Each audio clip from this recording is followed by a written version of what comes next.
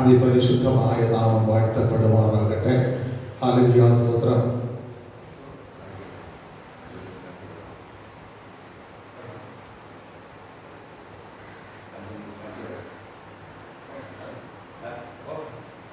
Hallelujah, സ്തോത്രം ചെയ്യുന്നു. ഇന്ന് പകൽക്കാലം കർത്താവ് നമുക്ക് വേണ്ടി ഒരു വർഷം കൂടെ നിൽക്കട്ടെ എന്ന് പറഞ്ഞുകൊണ്ട് നമ്മെ നിർത്തിയിരിക്കുന്നു. ഹല്ലേലൂയ, സ്തോത്രം. അപ്പോൾ നമ്മൾ എവിടെ നിൽക്കുന്ന വൃക്ഷമാണ്? കർത്താവ് നമ്മെ ഒരു വർഷം കൂടെ നിൽക്കട്ടെ എന്ന് പറഞ്ഞ് നിർത്താൻ നമ്മൾ എവിടെ നിൽക്കുന്ന വൃക്ഷമാണ്? തോട്ടത്തിനകത്ത് നിൽക്കുന്ന വൃക്ഷമാണ്. അതായത് പിതാവാകുന്ന ദൈവത്തിൻ്റെ തോട്ടത്തിനകത്ത് നമ്മൾ നിൽക്കുന്നു. അത് നമ്മുടെ സംരക്ഷണം, നമുക്കുള്ള വളം, നമുക്കുള്ള വെള്ളം എല്ലാം തരുന്നത് പിതാവാണ്. ആ പിതാവിനെ മഹത്വപ്പെടുത്തി ജീവിക്കുവാൻ എല്ലാവരെയും ദൈവം സഹായിക്കട്ടെ എന്ന് പറഞ്ഞാണ്. ആഗ്രഹം പോലെ ചൊവ്വാഴ്ച ആശുപത്രിയിൽ പോയിട്ട് ശനിയാഴ്ച വൈകുന്നേരം മടങ്ങി വരുവാൻ ദൈവം സഹായിക്കട്ടെ. അല്ലെ 20-ാം സങ്കീർത്തനത്തിൽ ദാവീദ് പറയുന്നത്, യഹോവ കഷ്ടകാലത്ത് നിനക്ക് ഉത്തരം അരുളുമാറാകട്ടെ. അവൻ്റെ വിശുദ്ധ മന്ദിരത്തിൽ നിന്ന് നിനക്ക് സഹായം അയക്കുമാറാകട്ടെ. ഹല്ലേലൂയ, സ്തോത്രം. കഷ്ടകാലത്തിൽ ഉത്തരം നൽകുന്ന ദൈവം, തൻ്റെ വിശുദ്ധ മന്ദിരത്തിൽ നിന്ന് സഹായം അയക്കുന്ന ദൈവം, ഇന്ന് പകൽക്കാലം തന്നെ കല്യാണന ഈ വിശുദ്ധ മന്ദിരത്തിൽ നിന്ന് സഹായം അയച്ചു കൊടുക്കുവാൻ ദൈവം സഹായിക്കട്ടെ. നിശ്ചയമായിട്ടും തൻ്റെ ഹൃദയത്തിലെ ആഗ്രഹം 21-ാം സങ്കീർത്തനത്തിൽ പറയുന്നു, അവൻ്റെ ഹൃദയത്തിലെ ആഗ്രഹം യഹോവ അവന് നൽകി. നന്മയുടെ അനുഗ്രഹത്താൽ അവനെ എതിരേറ്റു. ഇന്ന് പകൽക്കാലം ആ ഒരു അനുഭവം ദൈവം നൽകി അനുഗ്രഹിക്കട്ടെ. നിശ്ചയമായിട്ടും തൻ്റെ ഹൃദയത്തിലെ ആഗ്രഹം നൽകുന്ന ദൈവം ആ ഹൃദയത്തിലെ ആഗ്രഹത്തെ നൽകി മാനിക്കുവാൻ ഇടയാകട്ടെ എന്ന് പ്രാർത്ഥിക്കുന്നു. ലേഖനത്തിൽ ഒരു വാക്യം വായിച്ച് നമുക്ക് പ്രാർത്ഥിക്കാം. ആവർത്തന പുസ്തകം 26-ാം അധ്യായം അതിൻ്റെ 19-ാം വാക്യം. ആവർത്തന പുസ്തകം 26-ാം അധ്യായം അതിൻ്റെ 19-ാം വാക്യം.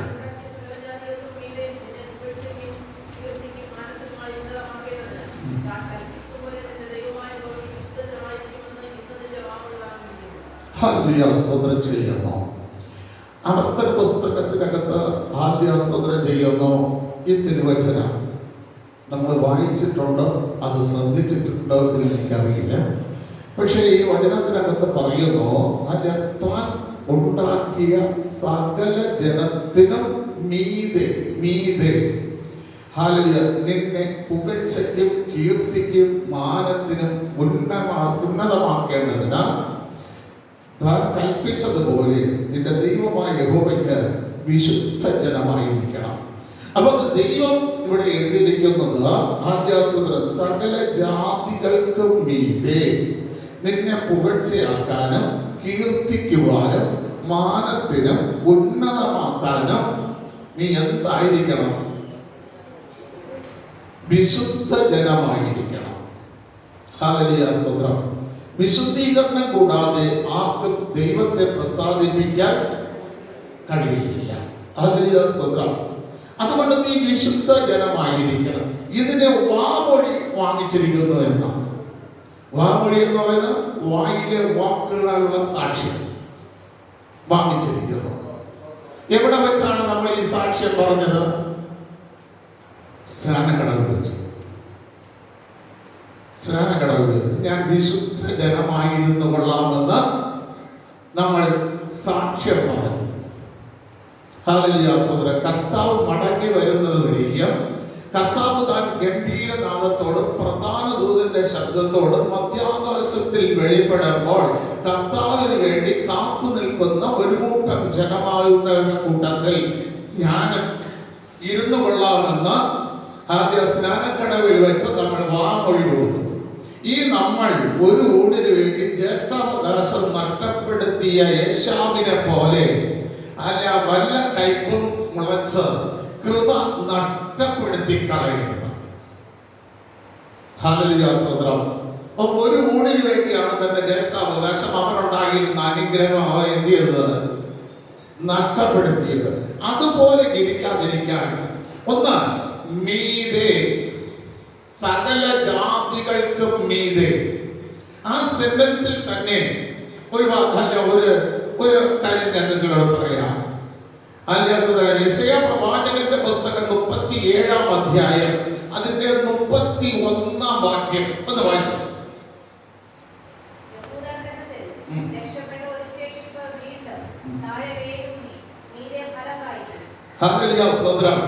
അപ്പൊ നമ്മൾ രക്ഷിക്കപ്പെട്ടത് എന്തിനാണ്? താഴെ വേരൂന്നണം, താഴെ വേരൂന്നണം, മീതെ ഫലം കായ്ക്കണം. നമ്മുടെ പേര് എവിടെയാണെന്ന് മറ്റുള്ളവർ അറിയാത്ത രീതിയിൽ നമ്മൾ വേരൂന്നണം. ആ വ്യക്തിക്ക് മീതെ ഫലം കായ്ക്കാൻ കഴിയും. താഴെ എന്ന് പറയുമ്പോൾ ക്രൂശിലെ മരണത്തോളം അനുസരണമുള്ളവനായിട്ട് വാ തുറക്കാതെ വഞ്ചനയൊന്നും വായിലില്ലായിരുന്നിട്ട് അധർമ്മികൾക്ക് തന്നെ ഏൽപ്പിച്ചു കൊടുത്ത കർത്താവ് ആ താഴെ വേരൂന്നണം, ആ കർത്താവിൽ വേരൂന്നണം. അത് വേരൂന്നുന്നത് ലേഖനം 3-ാം അധ്യായം അതിന്റെ 17-ാം വാക്യം, അതിന്റെ 17-ാം വാക്യം ഒന്ന് വായിച്ച 3-ന്റെ 17.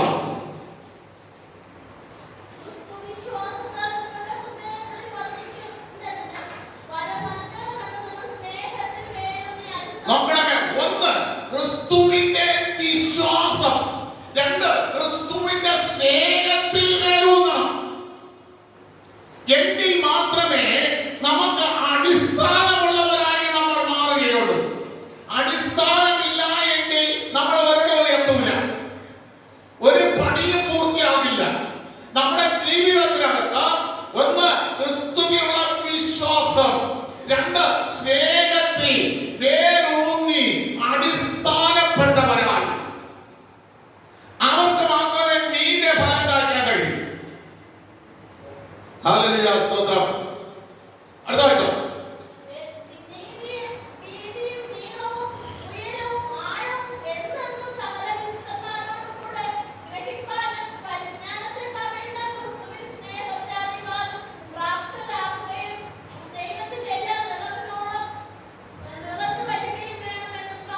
ഹല്ലേലൂയ, സ്തോത്രം. പൗലോസ് അപ്പോസ്തലന്റെ വലിയ എഫേസർക്കെഴുതിയ ലേഖനത്തിനകത്ത് 3 പ്രാർത്ഥനകൾ നമുക്ക് കാണാൻ കഴിയുന്നു. ഒന്ന്, എളിയാനുള്ള ആശ എന്നതെന്ന് പറയാൻ പ്രാർത്ഥിക്കാൻ പറയുന്നു. രണ്ട്, ക്രിസ്തുവിന്റെ വിശ്വാസത്തിലും സ്നേഹത്തിലും അടിസ്ഥാനപ്പെട്ടവരായി വേരൂന്നി വളർന്ന് അതിലുള്ള നീളം, ആഴം, ഉയരം, താഴ്ച എന്തെന്ന് മനസ്സിലാക്കേണ്ടതിന് പ്രാർത്ഥിക്കാൻ പറയുന്നു. മൂന്ന്, അതിന്റെ ചങ്ങല ധരിച്ചവനായിട്ട് നിന്ന് നിങ്ങളുടെ മുമ്പിൽ വചനം പറയുമ്പോൾ അത് പ്രാഗൽഭ്യത്തോടെ പ്രസംഗിക്കേണ്ടതിന്, എനിക്ക് വചനത്തിന്റെ മർമ്മങ്ങൾ തുറന്നു തരേണ്ടതിന് നിങ്ങൾ എനിക്ക് വേണ്ടി പ്രാർത്ഥിക്കണമെന്ന് പൗലോസ് അപ്പോസ്തലൻ പറയുന്നു. 3 പ്രാർത്ഥനകളെ കാണാൻ കഴിയുന്നു. അടിസ്ഥാനപ്പെടണം. അടിസ്ഥാനപ്പെടേണ്ടതിന് അടിസ്ഥാനപ്പെട്ടവരെ എഫേസർക്കെഴുതിയ ലേഖനം 1-ാം അധ്യായം അതിന്റെ 4-ാം വാക്യം തൊട്ട് വായിച്ചു.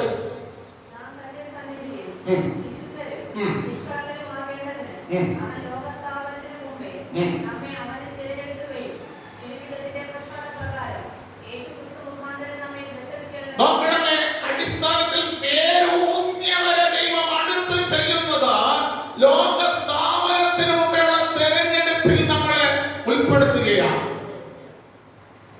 ലോകസ്ഥാപനത്തിന് മുമ്പേയുള്ള തെരഞ്ഞെടുപ്പിൽ നമ്മളെ ഉൾപ്പെടുത്തും. ആ തെരഞ്ഞെടുപ്പിൽ ഉൾപ്പെടുത്തുന്ന നമ്മൾ എന്തായി ദൈവസന്നിധിയിൽ തീരും? നിഷ്കളങ്കരും വിശുദ്ധരും. നേരത്തെ വായിച്ചത് കണ്ട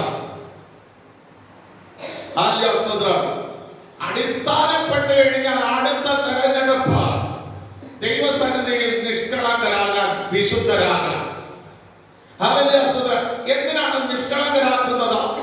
സദൃശവാക്യം 22-ന്റെ 10 വായിക്കുമ്പോൾ നിഷ്കളങ്കൻ നന്മ അനുഭവിക്കും. ദൈവിക നന്മ അനുഭവിക്കാൻ യോഗ്യതയുള്ളവരാക്കി മാറ്റുന്നു. അതുപോലെ തന്നെ 2 ശമൂവേലിന്റെ പുസ്തകം 22-ാം അധ്യായം 24-ാം വാക്യം വായിക്കുമ്പോൾ പറയുമ്പോൾ അകൃത്യം ചെയ്യാതെ ജീവിക്കാൻ നിഷ്കളങ്കന് കഴിയും. അല്ല, 2 ശമൂവേലിന്റെ പുസ്തകം 22-ാം അധ്യായം 34-ാം വാക്യം വായിക്കുമ്പോൾ അവനെ ദൈവം വഴി നടത്തും. നിഷ്കളങ്കനുള്ള പ്രത്യേകത കേട്ടോ, ദൈവസന്നിധിയിൽ വേരൂന്നി കഴിഞ്ഞാൽ നമ്മെ അങ്ങ് ദത്തെടുക്കുകയാണ് ദൈവം. എന്നറിയാം, അല്ല, നിഷ്കളങ്കരും വിശുദ്ധരുമായി മാറാൻ, നിഷ്കളങ്കരും വിശുദ്ധരുമായി മാറിക്കഴിഞ്ഞാൽ നമ്മെ ദത്തെടുക്കുന്നു. പ്രിയനായവനിൽ ദത്തെടുക്കുന്നു. എന്താ ദത്തെടുപ്പ് എന്ന് പറയുമ്പോൾ? അന്യഗ്രഹത്തിൽ ജനിച്ചവനെ സ്വന്തം കുടുംബത്തിന്റെ അവകാശിയായി മാറ്റേണ്ടതിന് ദൈവം ദത്തെടുക്കും. എല്ലാവരെയും അല്ല, നേരത്തെ ഞാൻ പറഞ്ഞു, എല്ലാവരെയും അല്ല. നിഷ്കളങ്കരും വിശുദ്ധരുമായവരെ ദൈവം ദത്തെടുത്തു. അന്യഗ്രഹത്തിൽ നിന്ന് സ്വന്തം ഗ്രഹത്തിൽ കൊണ്ടുവന്ന തന്റെ മകനോടുകൂടി അവകാശിയാക്കാൻ, തന്റെ മകനോടുകൂടി അവകാശിയാക്കാൻ. അത് യിരെമ്യാ പ്രവാചകന്റെ പുസ്തകം 33-ാം അധ്യായം അതിന്റെ 19-ാം വാക്യം വായിക്കുമ്പോൾ ഞാൻ നിന്നെ ദത്തെടുത്തു, അതിമനോഹരമായ ദേശം നിനക്ക് എങ്ങനെ തരേണ്ടതെന്ന് വായിച്ചു.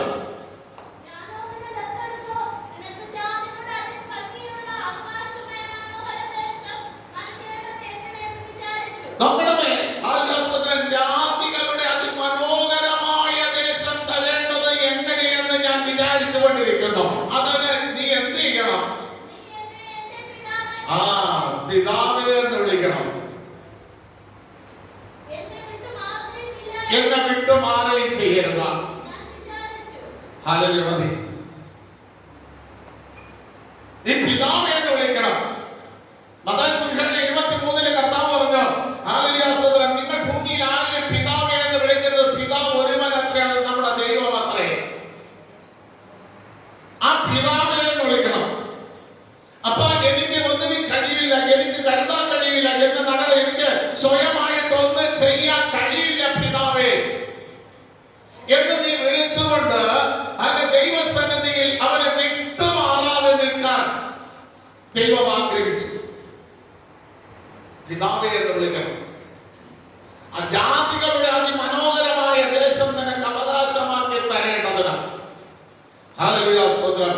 നിങ്ങൾ ഇതൊക്കെ യെശയ്യാപ്രവചനം 60 വായിച്ചു നോക്കണം.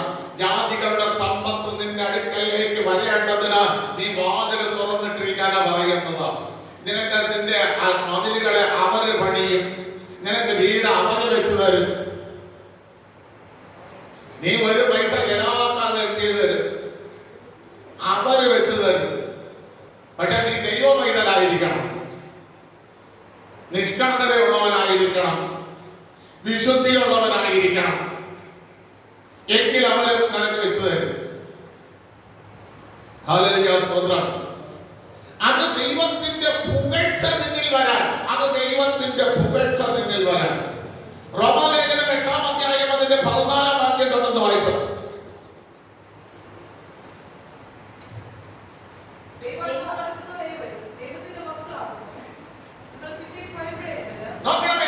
ദൈവാത്മാവ് നടത്തുന്നവർ എല്ലാവരും ദൈവ മക്കളാകുന്നു. അപ്പൊ നമ്മൾ എങ്ങനെ നടക്കണം? ഈ ഭൂമിയിൽ ഉപദേശങ്ങൾ പറഞ്ഞു തരാൻ ഒരുപാട് പേര്, ആലോചന പറഞ്ഞു തരാൻ ഒരുപാട് പേര്. ഹല്ലേലൂയ സ്തോത്രം ചെയ്യുന്നു. പ്രിയ ദൈവമക്കളെ, ഞാൻ പലപ്പോഴും ചിന്തിച്ചിട്ടുണ്ട്. യിരെമ്യാ പ്രവാചകന്റെ പുസ്തകം 5-ാം അധ്യായം 30-31 വാക്യം വായിക്കുമ്പോൾ അവിടെ എഴുതിയിരിക്കുന്നത് പ്രവാചകൻ എന്ന് വായിച്ചോ, പുരോഹിതന്മാർ വിസ്മയവും ഭയങ്കരവുമായുള്ളത് ദേശത്ത് സംഭവിക്കുന്നു. പ്രവാചകന്മാർ വ്യാജമായി പ്രവചിക്കുന്നു, പുരോഹിതന്മാരും അവരോടുകൂടെ കൈയാളായി നിൽക്കുന്നു. എന്റെ ജനത്തിനോ അത് ഇഷ്ടമാകും. അപ്പൊ നമ്മള് ഉപദേശം കേൾക്കേണ്ടത് ആരെടുത്താ?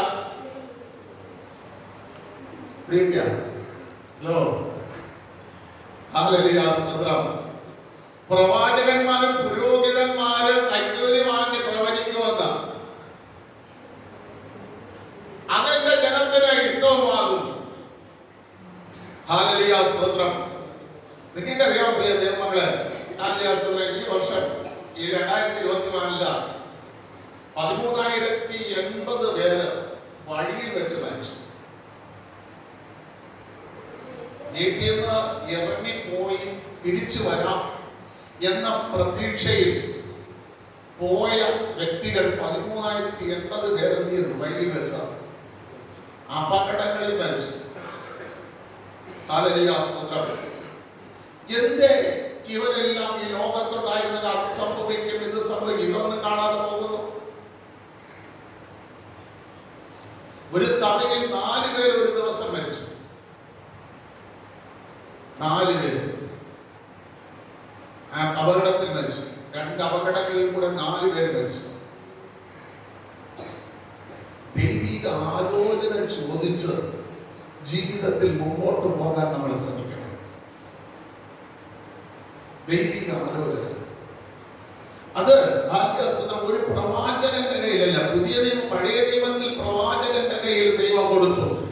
എലീശയോട് പ്രവചിക്കാൻ പറഞ്ഞു, ഏലിയാവിനോട് പ്രവചിക്കാൻ പറഞ്ഞു, ആമോസിനോട് പ്രവചിക്കാൻ പറഞ്ഞു, മീഖയോട് പ്രവചിക്കാൻ പറഞ്ഞു. പുതിയ നിയമത്തിൽ വരുമ്പോൾ എബ്രായ ലേഖനം 1:3 വായിക്കുന്നത് പ്രവാചകന്മാർ ഭാഗമായി പ്രവചിച്ചു. പുത്രനോ നേരിട്ട് പറയുമെന്ന്, നേരിട്ട് നമ്മളോട് പറയും. ദൈവമക്കൾ ആ നേരിട്ട് പറയുന്ന ദൈവത്തോട് ഇരുന്ന് പ്രാർത്ഥിച്ച് ആലോചന ചോദിക്കണം. ഹല്ലേലൂയ, സ്തോത്രം. ഇവിടെ നമുക്ക് എഴുതിയിരിക്കുന്നു, ദൈവാത്മാവ് നടത്തുന്നവരെല്ലാം ദൈവത്തിന്റെ മക്കൾ. അടുത്ത, നിങ്ങൾ പിന്നെയും ഭയപ്പെടേണ്ടതിന്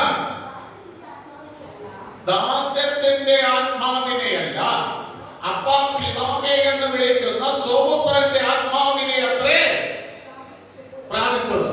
മക്കളെങ്കിൽ, നിങ്ങൾ മക്കളെങ്കിൽ അവകാശികളുമാണ്.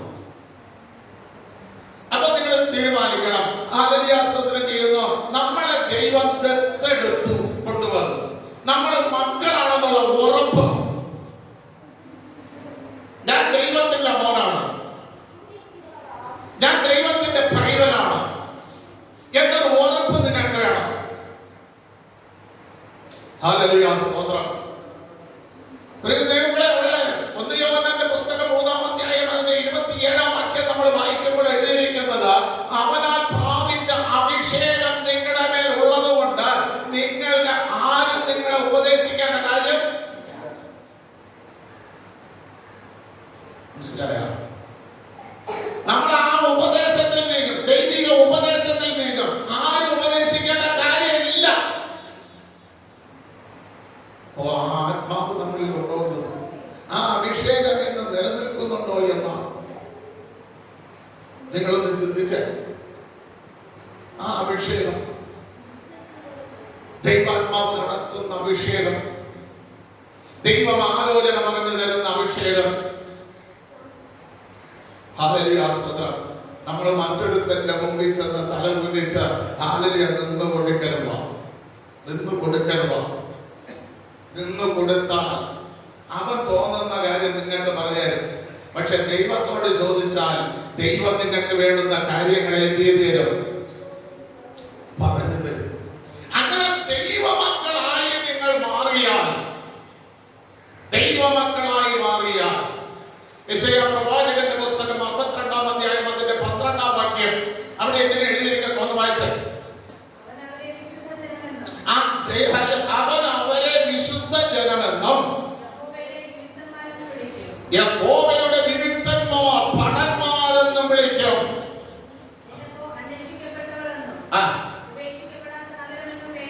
നോക്കണമേ, ഹല്ലേലൂയ, സ്തോത്രം. നമുക്ക് 2 പേര് നമുക്ക് കിട്ടുകയാണ്. അന്വേഷിക്കപ്പെട്ടവൾ, അല്ലെ, എവിടെയോ കിടക്കുന്ന മുത്തിനെ, അന്വേഷിക്കപ്പെട്ടവൾ, എവിടെയോ മറഞ്ഞു കിടന്ന നിന്നെ അന്വേഷിച്ചു വരുന്ന കർത്താവ്. ഹല്ലേലൂയ, സ്തോത്രം ചെയ്യുന്നു. നിന്നെ തേടി വരുന്ന കർത്താവ്.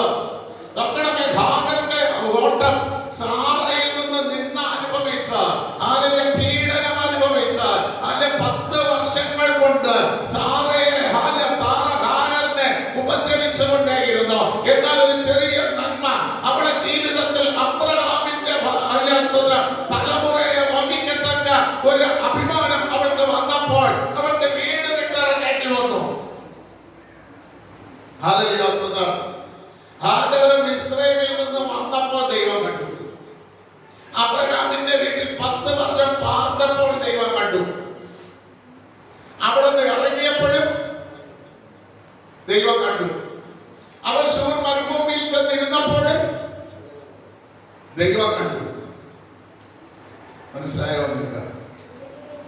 ഹല്ലേലൂയ സ്തോത്രം. അന്വേഷിക്കപ്പെട്ടപ്പോൾ ഹാഗർ വീട്ടിൽ നിന്ന് ഇറങ്ങി പുറപ്പെടുമ്പോൾ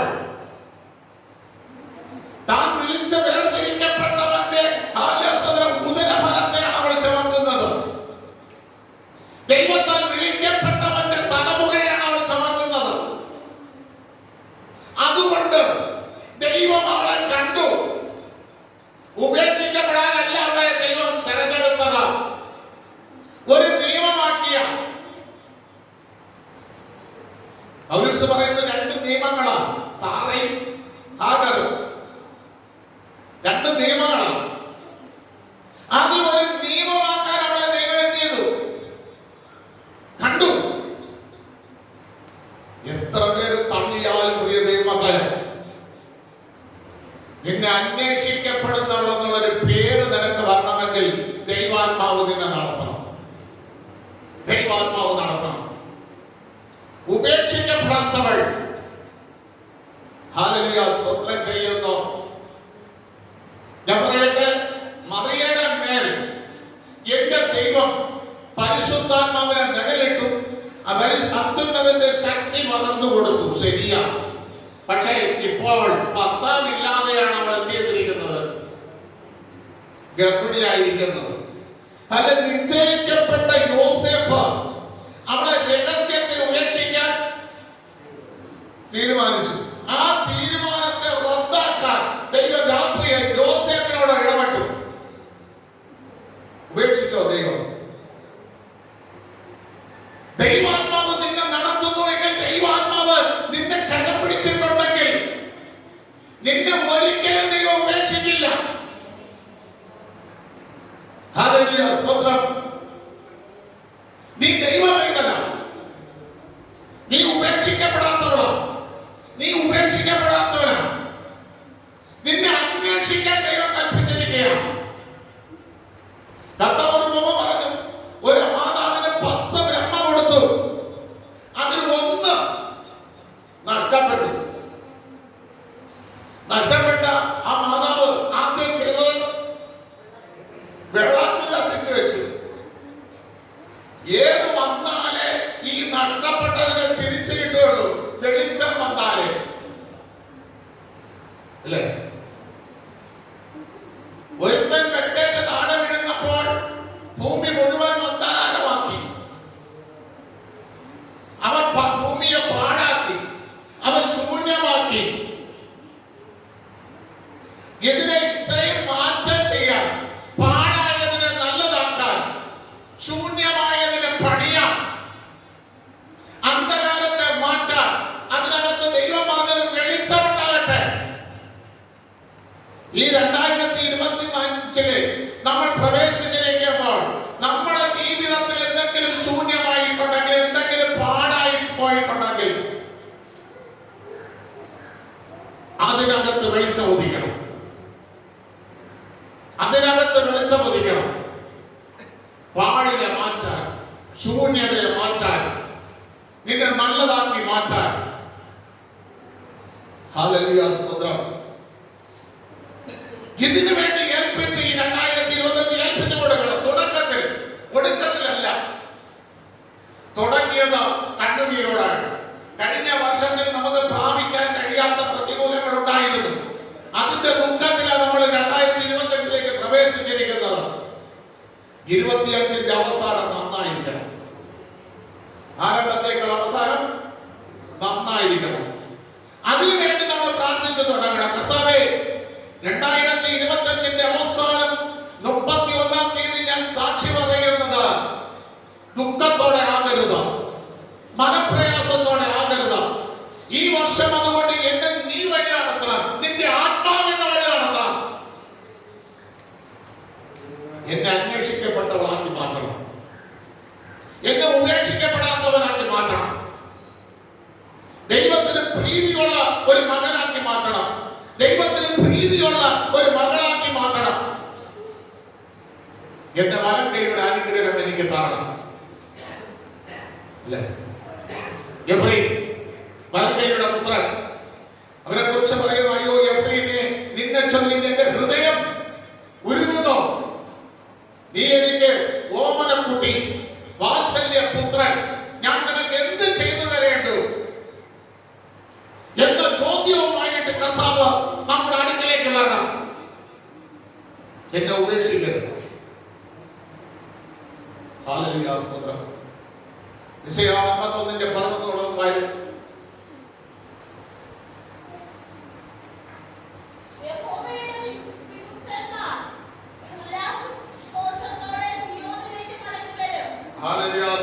ഉല്ലാസഘോഷത്തോടെ. നിങ്ങൾക്കറിയാമോ, കെട്ടപ്പെട്ട കഴുതയെ അഴിച്ച് കർത്താവ് മുന്നോട്ട് വരുമ്പോൾ അവിടെ അയ്യോ എന്നെ കെട്ടിയിട്ടിരുന്ന കഴുതയാണെന്നുള്ള ഒന്നല്ല. കർത്താവ് കഴുതയുടെ മീതെ വസ്ത്രം വിരിച്ചിട്ട് കയറിയപ്പോൾ ആ കഴുത നേരെ വന്നത് യെരൂശലേമിലേക്കാണെങ്കിൽ, നമ്മുടെ 2024 നമ്മുടെ ജീവിതത്തിലുണ്ടായിരുന്ന സകല കെട്ടുകളും അഴിഞ്ഞ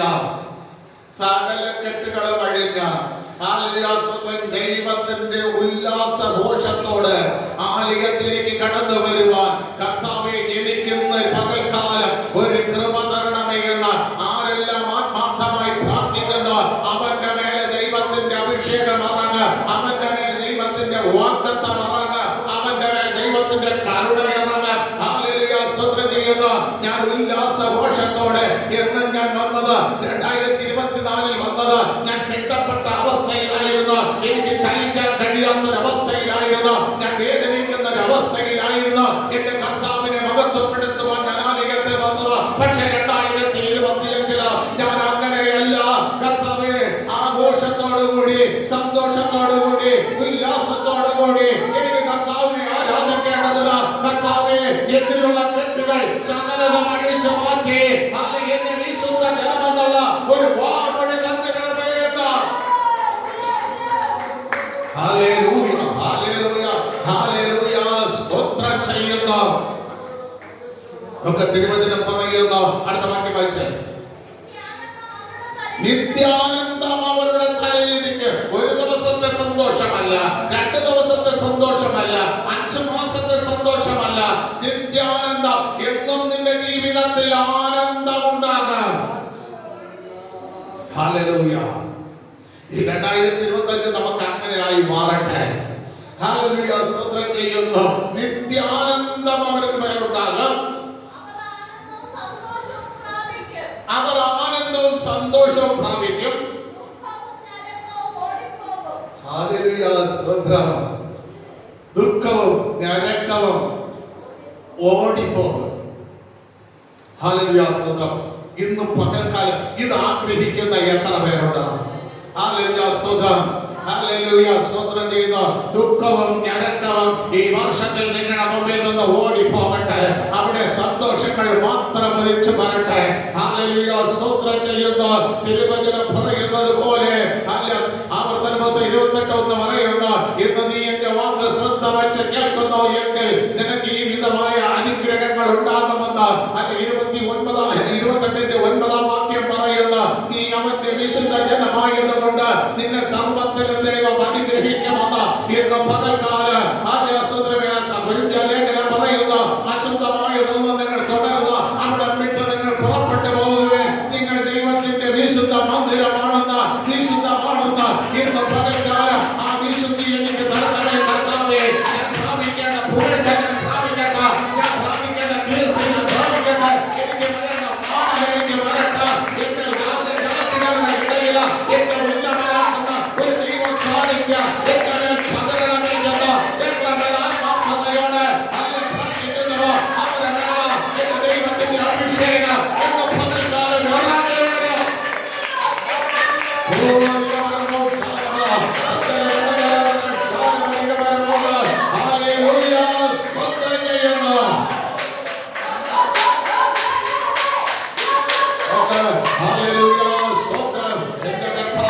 പറയുന്നു, ഞാൻ വിശുദ്ധനാകിയാൽ നിങ്ങളും വിശുദ്ധരായിരിക്കണം.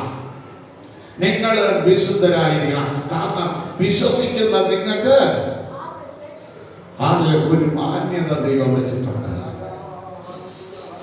വിശ്വസിക്കുന്ന നിങ്ങൾക്കൊരു മാന്യത ദൈവം വെച്ചിട്ടുണ്ട്, അല്ലെ? ഹല്ലേലൂയ, സ്തോത്രം. എന്നാൽ 1 പത്രോസിന്റെ ലേഖനം 1-ാം അധ്യായം അതിന്റെ 14-ാം വാക്യം പറയുന്നു, അല്ലെ, ഞാൻ വിശുദ്ധനാകിയാൽ നിങ്ങളും വിശുദ്ധരായിരിക്കും. നിങ്ങളെ വീണ്ടെടുത്തിരിക്കുന്നത്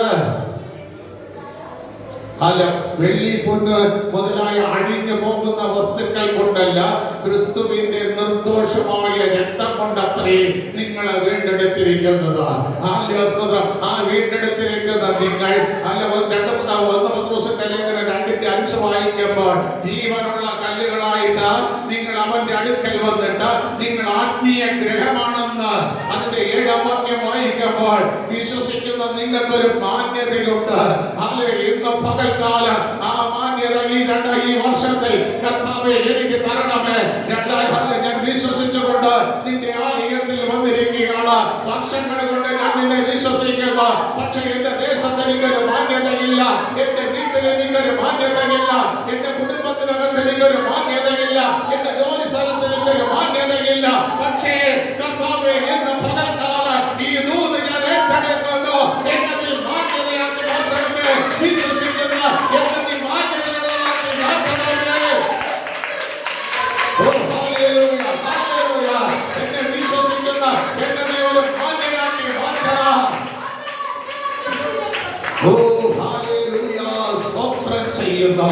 ഹല്ലേലൂയ. ഇന്ന് പകൽക്കാലം ആരെല്ലാം വിശ്വസിക്കുന്നു അവർ കരങ്ങളെ ആടിച്ചുകൊണ്ട് ദൈവത്തെ മഹത്വപ്പെടുത്തിക്കൊണ്ട് പറ, ഞാൻ വിശുദ്ധ ജനമായിരിക്കാം എന്ന് എന്നീ ഹല്ലേലൂയ സകല മനുഷ്യരുടെയും മുമ്പിൽ പുകഴ്ചയുള്ളവനാക്കി മാറ്റുവാൻ, എന്നെ അനുഗ്രഹമുള്ളവനാക്കി മാറ്റുവാൻ, കീർത്തിയുള്ളവനാക്കി മാറ്റുവാൻ ഹല്ലേലൂയ സ്തോത്രം ചെയ്യുന്നു.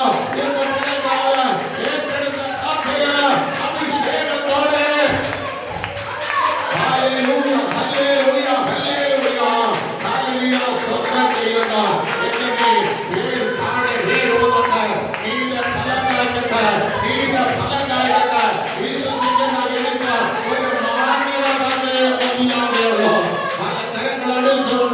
ദൈവത്തെ മഹത്വപ്പെടുത്തി നമുക്ക് പ്രാർത്ഥിക്കുവാൻ